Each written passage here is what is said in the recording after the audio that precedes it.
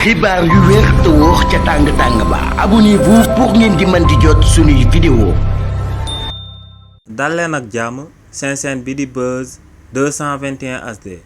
démb lañ daan amalaat procès bi nga xam ne moom moo doon jaar ci diggante docteur Cheikh Dieng mu fi nekkoon directeur général bu ONAS ak ñaari société yii di Vigas ak Delta.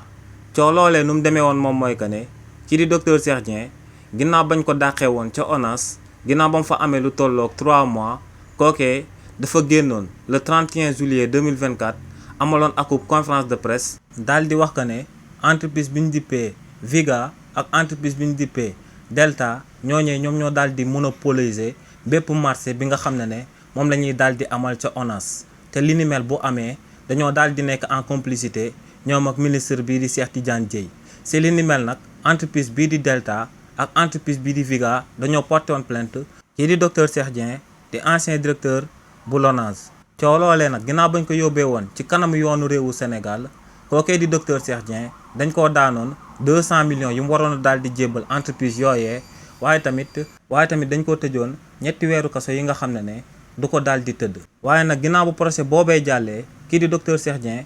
moom ak avocat mi dañoo dugaloon akub rabat d'arrêt ngir procédure boobee ñu daal di koy xoolaat ndax ne ci bés bi nga xam ne moom lañ ko àtte woon daal di jël verdict boobee daal di koy teg ci ndoddam bés boobee kenn jébbalu ko akub notification daal di koy xamal que ne am na akub procès bu ñuy daal di amal ci jëmmam. ginnaaw nag ba kookee di docteur Cheikh Dieng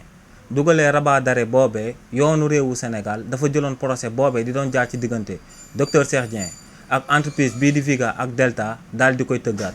procès boobee nag démb lañ ko daan amalaat ci réewu Sénégal waaye nag malheureusement ginnaaw bañ daan amalaat procès bi